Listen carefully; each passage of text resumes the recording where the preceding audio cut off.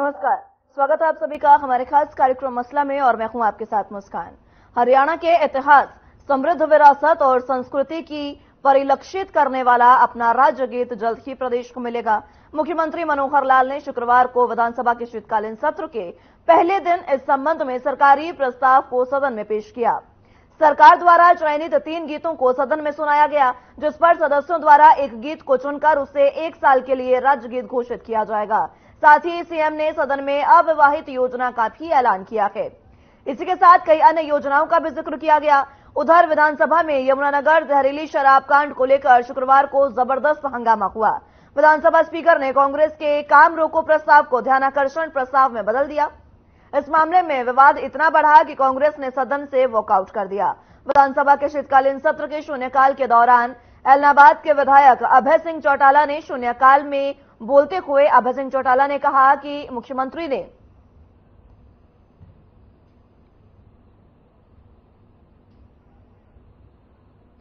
BJP सरकार के 9 वर्ष के कार्यकाल को उपलब्धियां बताई थी और बताया था कि उन्होंने 9 वर्षों में प्रदेश को आगे बढ़ाने में अहम भूमिका निभाई, लेकिन इसके उलट इन 9 वर्षों में भ्रष्टाचार बढ़ा, महंगाई बढ़ी, कानून व्यवस्था खत्म हुई और बेरोजगारी बढ़ी है।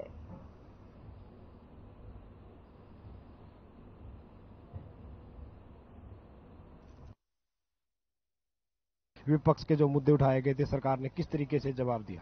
मैं समझता हूं कि चाहे प्रश्नकाल की बात हो, चाहे शून्यकाल की बात हो, चाहे हमारे स्थगन प्रस्ताव हो, ध्यानाकर्षण प्रस्ताव हो, सरकार का आप रवैया देख सकते हैं। बार बार हर सत्र में सरकार जो प्रदेश के वास्तविक मुद्दे हैं, जो इनकी कमियां हैं और जो इनके अपनी जो सरकार की नाकामी है उसको छुपाने का काम करती है। हमेशा ज्वलंत मुद्दे जैसे हैं। अब जहरीली शराब से दर्जनों लोगों की मौत हुई है, एक सच्चाई है। इसमें पुलिस का, प्रशासन का और पूरे स्टेट का एक फेलियर है और इससे हरियाणा को एक बदनामी का दंश झेलना पड़ा है। आज के दिन भी हुश ट्रेजेडी होना, उस बात को अगर हम स्थगन प्रस्ताव लेके आते हैं तो उसको ध्यानाकर्षण प्रस्ताव में संकलन कर देना इस बात को दर्शाता है। अपना एक सिस्टम है लोकतांत्रिक व्यवस्था में, 3 टियर सिस्टम है। 3 टियर सिस्टम में लोकल बॉडीज अलग विषय है, प्रदेश सरकार का अलग विषय है, सेंट्रल गवर्नमेंट का अलग विषय है। हम किसी के सिस्टम में इस प्रकार से डायरेक्ट इंटरफेयर करना ठीक नहीं है, क्योंकि ये सारे काम जो उन्होंने बताए हैं ये कारपोरेशन के काम हैं और कारपोरेशन पहले जो आदतें बनी हुई हैं हमारे सारे सिस्टम में पहले से कि इतना रुपया सरकार हमको दे दे, इतना दे दे, इतना दे दे। अब हमने वर्ष भर से ये सिस्टम बनाया कि जितना जिसके पास फंड्स हैं उन विषयों में, उस मद में जितना पैसा है उसको वहां अपना खर्च करें। आवश्यकता पड़ने पर, क्योंकि निश्चित राशि तो स्टेट फाइनेंस कमीशन के माध्यम से 7% जो हमारे बजट का ये जो हमारा एसओटीआर है, सेल्फ ओन रेवेन्यू जो टैक्स है, उसका 7% हम देते हैं और बांट करके देते हैं। इसके बाद भी किसी के पास कम पड़े तो स्टेट ने आश्वासन दिया हुआ कि हम देंगे, लेकिन वो 606 करोड़ में से अगर वहां पैसा तो वहां लगाना ही पड़ेगा उनको। तो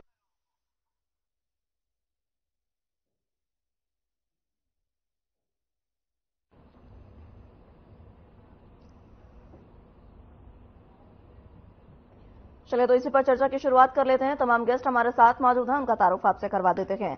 सत्यव्रत शास्त्री जी प्रवक्ता बीजेपी से हमारे साथ मौजूद हैं, कमल हांडा जी प्रवक्ता कांग्रेस से हमारे साथ मौजूद हैं और कृष्ण कुटेल जी प्रवक्ता इनेलो से हमारे साथ मौजूद हैं। आप सभी का बहुत स्वागत है हमारे खास कार्यक्रम में। सबसे पहले शास्त्री जी शुरुआत आप ही से करना चाहूंगी, क्योंकि जिस तरीके से संसद के सदन का पहला दिन आज रहा और जमकर इस दौरान हंगामा बरपा, कांग्रेस की तरफ से वॉकआउट किया गया, लेकिन कई ऐसी योजनाएं और खासकर जिस तरीके से जिक्र किया गया हरियाणा के राज्य गीत का, उसको लेकर क्या कुछ सदन में रहा, आपसे कुछ जानना चाहूंगी।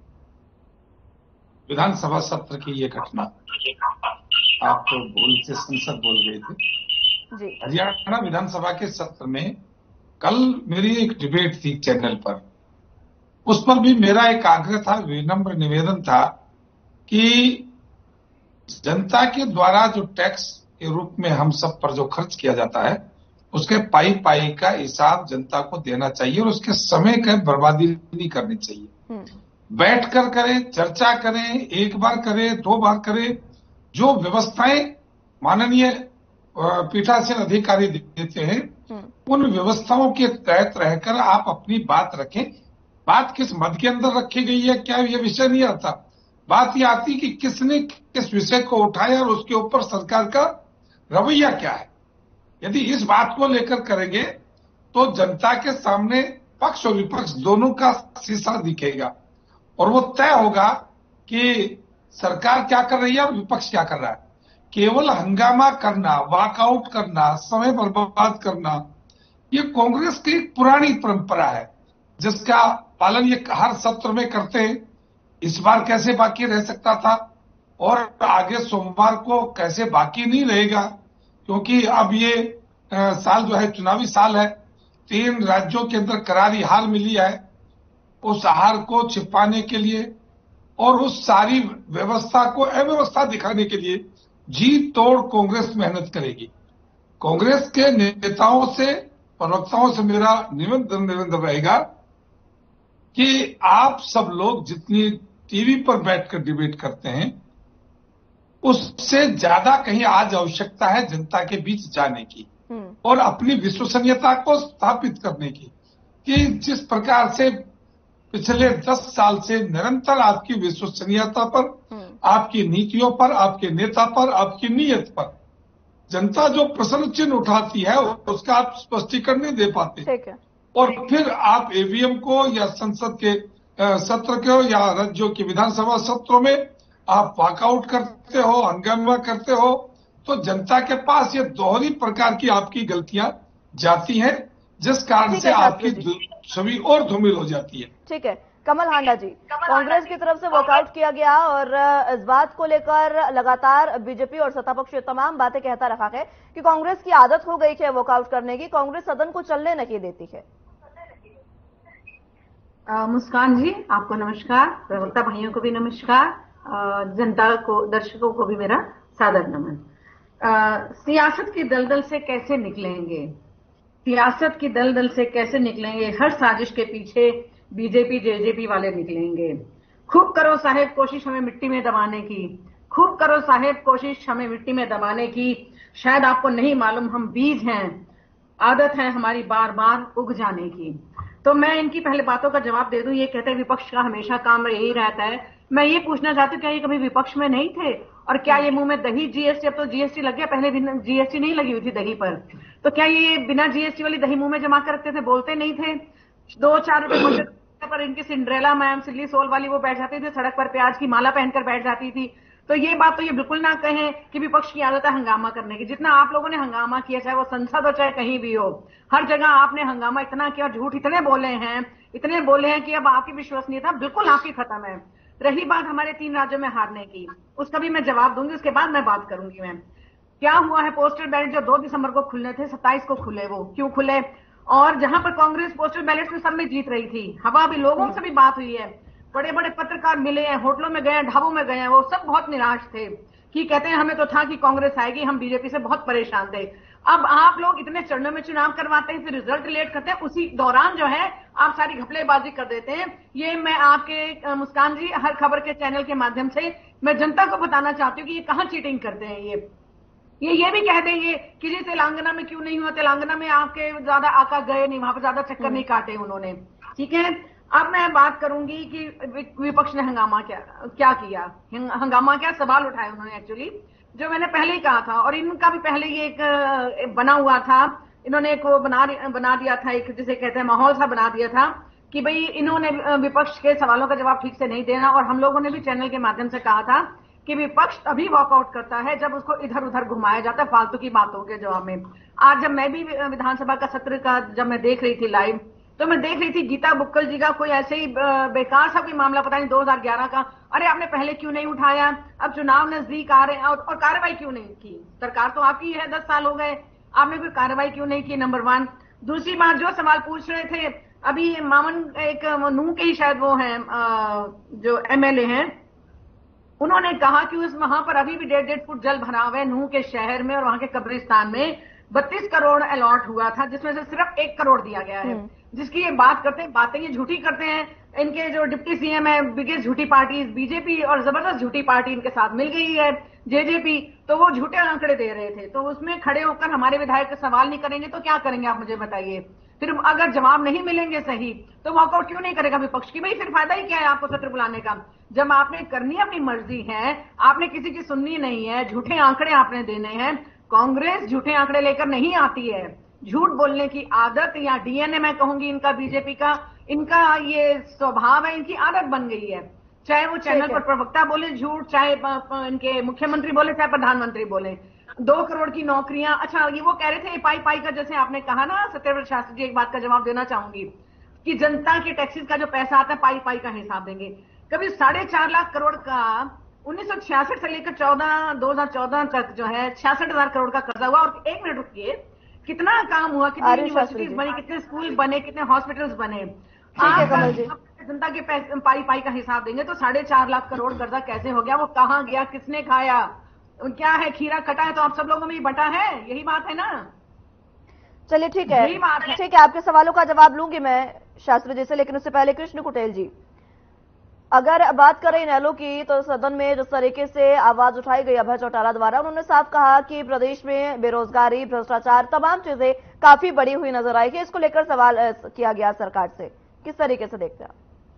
बात नहीं करती है सरकार। मैं आ रही हूँ कमल जी आपके। भारतीय जनता पार्टी की सरकार ने 9 साल के दौरान जो है कि इस हरियाणा प्रदेश की जनता को जो है कि वो लूटने का काम किया है। और आज शून्यकाल के दौरान चाहे ध्यानाकर्षण प्रस्ताव की तरफ जो है कि आज चौधरी अभय सिंह चौटाला जी ने जो है कि सदन के अंदर जो है कि सरकारी विभागों के अंदर जो 2,09,000 पद जो खाली पड़े हैं, तो ये मुद्दा जो है कि उठाने का काम किया। और आपराधिक प्रवृत्ति के लोगों को पुलिस सुरक्षा जो सरकार दे रही है उसके ऊपर जो है कि जवाब जो मांगा है। और मैं प्रवक्ता जी महोदय यहाँ पर बैठे हैं तो मैं उनसे भी पूछना चाहूंगा कि जो आपराधिक प्रवृत्ति के जो लोग हैं तो पुलिस सुरक्षा उनको क्यों दी जा रही है? और साथ में जो प्रदेश की लचर कानून व्यवस्था है, तो ये तमाम बातें जो है कि जनता के बीच के अंदर है।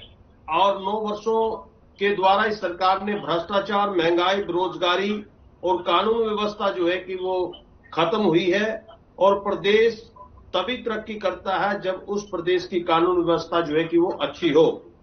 और ध्यानाकर्षण प्रस्ताव पर पूछे गए सवाल पर जो 187 करोड़ रुपए का जो बजट जो फसल खराब हुई थी 2021-22 के अंदर, और उसमें से जो है कि 65 करोड़ रुपए का जो है कि वो भुगतान किया, 65 करोड़ 12 लाख का जो है कि भुगतान किया है। तो बाकी रकम का जो है कि आप लोगों ने क्या किया? और 23 के अंदर जो फसलें खराब हुई है तो उसका तो भुगतान जो है कि वो बाकी है। और 7,000 प्रति एकड़ के हिसाब से जो है कि माननीय मुख्यमंत्री महोदय ने जो है कि जो घोषणा की थी तो उसका क्या हुआ है? और 7 के अंदर जो बाढ़ के दौरान जो मकान गिरे थे, क्या पोर्टल के अंदर जिन मकानों को चढ़ाया नहीं गया है, क्या आप उनको मुआवजा देने का काम करेंगे?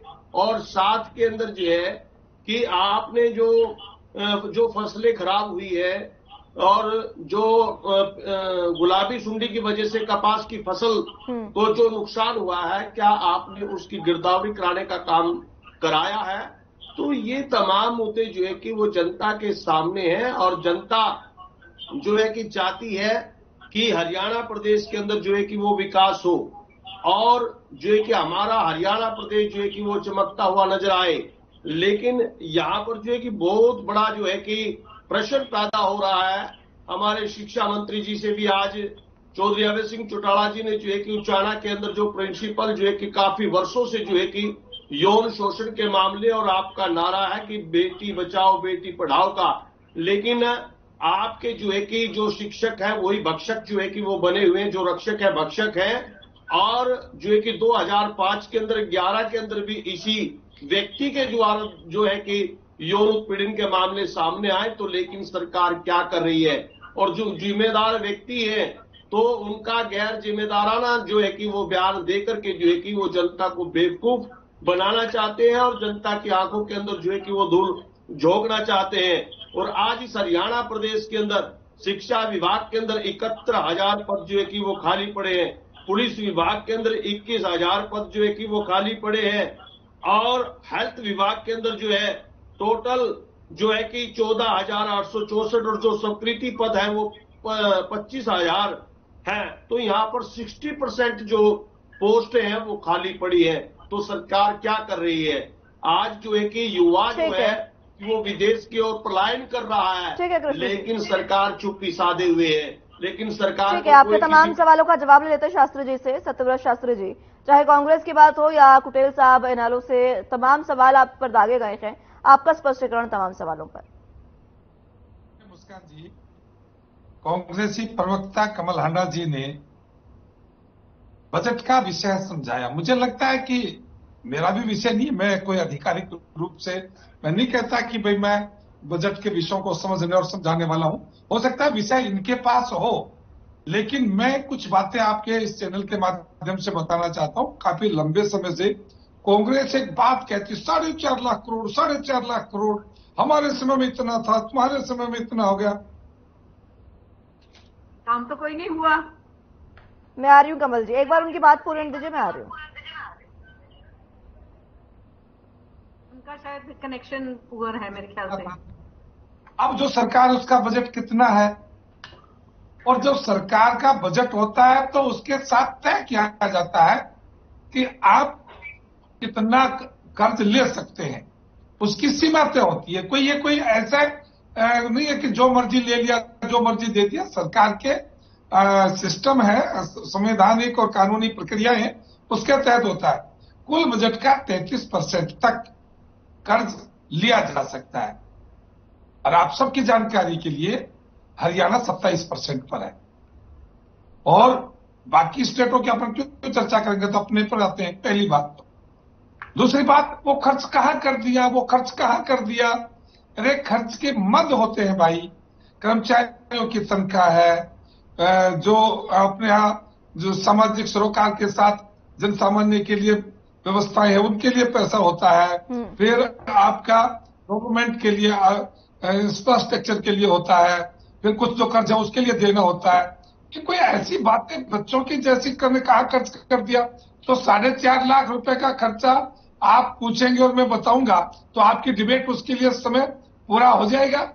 या आप मुझे इतना समय दे सकते हैं तो मैं बताऊं 4.5 लाख करोड़ का बजट जो पैसा आया वो कहां से आया और कैसे आया। ये व्यवहारिक बातें कांग्रेस के लोग करते हैं। दूसरी बात, कृष्ण कुटिल जी बात कर रहे थे कि अपराधियों को संरक्षण देते हैं। भैया कृष्ण कुटिल जी, अभी तो बहुत लंबा समय हो गया चौटाला साहब का शासनकाल गए हुए। हो सकता है आपकी भी स्मृति से कुछ छूट गया होगा, और ऐसी एक जनरेशन जिस समय भुक्तभोगी थी वो भी जा चुकी है। कुछ लोगों की स्मृति पटल पर कुछ चीजें हैं। मैं नहीं चाहता कि गड़े मुर्दे उठाए जाएं और अपराधियों का संरक्षण, अपराधियों का गठजोड़, अपराधियों को क्या क्या किया जाता था उस समय, किस प्रकार से पॉलिटिक्स को देखा जाता था, किस प्रकार ब्यूरोक्रेट्स के साथ व्यवहार होता था, किस प्रकार से अपने साथियों के साथ होता था। और कृष्ण कुटिल जी एक लंबा इतिहास है। यदि आप चाहें और मुस्कान जी यदि अवसर दें तो घटनावार उनकी चर्चा की जा सकती है। दूसरी बात, कृष्ण कुटिल जी ने दोनों बातों को मिलाकर कहा। मैं उनकी एक बात का समर्थन करता हूं कि एक अध्यापक की जो चर्चा हुई, कृष्ण कुटिल जी ने वर्तमान की बात की और पीछे की भी बात की। और मैं ये समझता हूं कि इस विषय पर एक बार डिबेट मुस्कान जी फिर होनी चाहिए, क्योंकि सोमवार को डिप्टी सीएम दुष्यंत चौटाला जी ने भी इस बात के लिए कि मैं अखबार की कटिंग दूंगा, आपके घर के ऊपर जो पंचायत हुई उसका विवरण दूंगा, और किस प्रकार से डीडीआर को निरस्त करने का काम किया था वो प्रमाण भी दूंगा। ठीक है शास्त्री जी। कमल हांडा जी कुछ कहना चाह रहे हैं। कमल जी, ये उसके ऊपर समय देखा जाएगा। ठीक है शास्त्री जी, और ये स्पष्ट हो जाएगा, दूध का दूध और पानी का पानी जी, आगे बढ़े। किसने कहा और किसने किया। कमल जी। जी, मैं एक बात एक शेर से कहना चाहूंगी जो ये कहते हैं, लश्कर भी तुम्हारा, सरदार भी तुम्हारा, झूठ को सच लिख दो, अखबार भी तुम्हारा। तो खैर ये कह रहे हैं सरकार का जो बजट तय होता है तो उसका 1/3 वो लोन ले सकती है। मैं ये पूछना चाहती हूँ, जब 66,000 तक का लोन था तब क्या कर्मचारियों को तनख्वाह नहीं दी जाती थी? तब क्या काम नहीं होते थे? उस टाइम तो बहुत काम हुए, 10 यूनिवर्सिटीज बनी, स्कूल बनाए। एक मिनट ऐसे मत करिए, सुनिए फिर आप भी अपने कान, और हमने आपको शांति से सुना, आप भी सुनिए शांति से, ठीक है? और सैलरीज मैं बता रही थी कर्मचारी को पहले भी दी जाती थी, कोई नहीं तो नहीं दी जा रही, बल्कि अब तो नौकरी हमने बहुत कम कर दी। 2 लाख पद खाली पड़े, वो तो आपने भरे नहीं।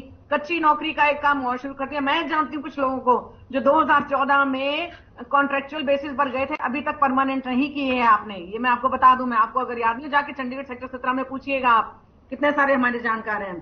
ठीक है। दूसरी बात ये कहते हैं कि सुरक्षा व्यवस्था लच्चर, जैसे उन्होंने कहा। अरे सुरक्षा व्यवस्था तो लच्चर होगी जब सरकार ही लच्चर है, जो इस टाइम 9 सालों बाद यात्रा शुरू कर रही है, इसको नाम दे रही है भारत विकसित यात्रा, जबकि भारत का इतना बंटाधार हो चुका है। अर्थव्यवस्था हमारी जो 2-3 ट्रिलियन की थी 1 ट्रिलियन पे आ गई है। लेकिन ये झूठ फैलाने से बाहर नहीं आते, 5 ट्रिलियन पे ले जाएंगे 2047 तक आप रहे, सत्येंद्र प्रसाद जी रहे, हम रहे ना रहे, किसने देखा है?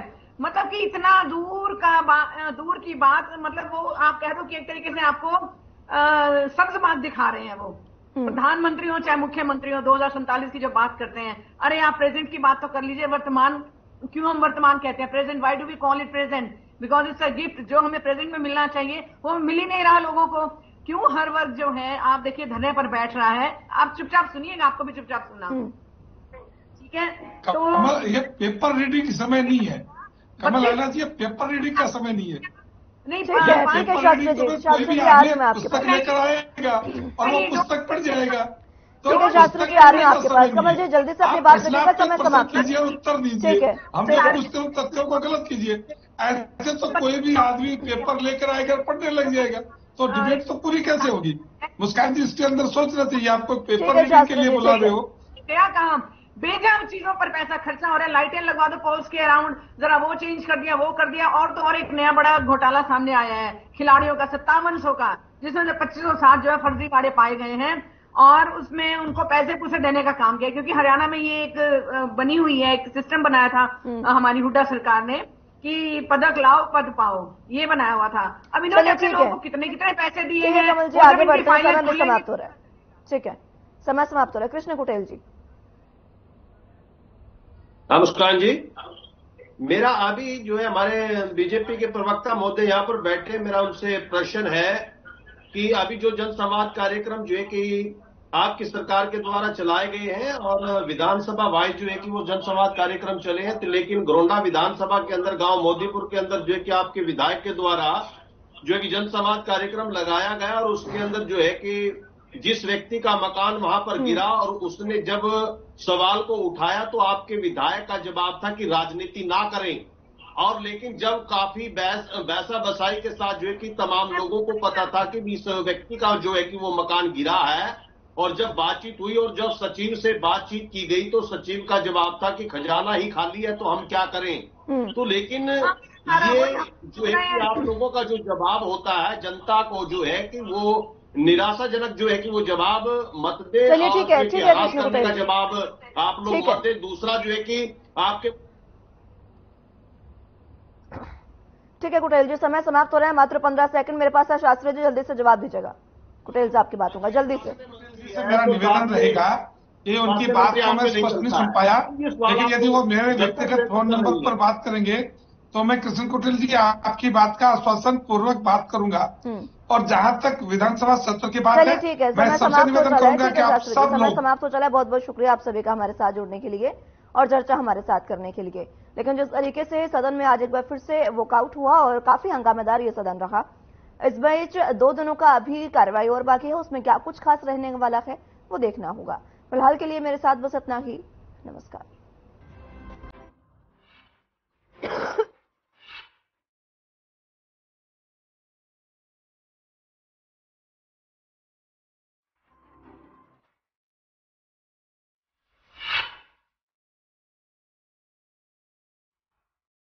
I can make dosas faster.